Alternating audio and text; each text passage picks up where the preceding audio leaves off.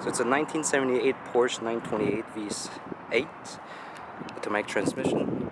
Please somebody save this car. It's a beautiful Porsche.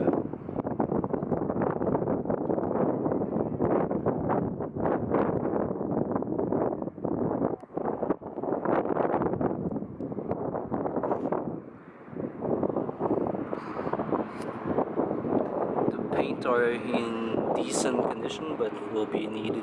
A repaint will be needed. But otherwise, everything looks clean. I'm not sure if this is the original body kit, because I don't know anything about these Porsches.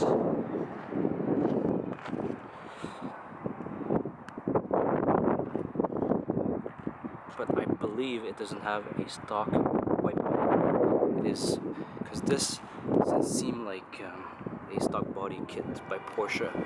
So, and then there's some parts that has been repainted, but it looks very nice.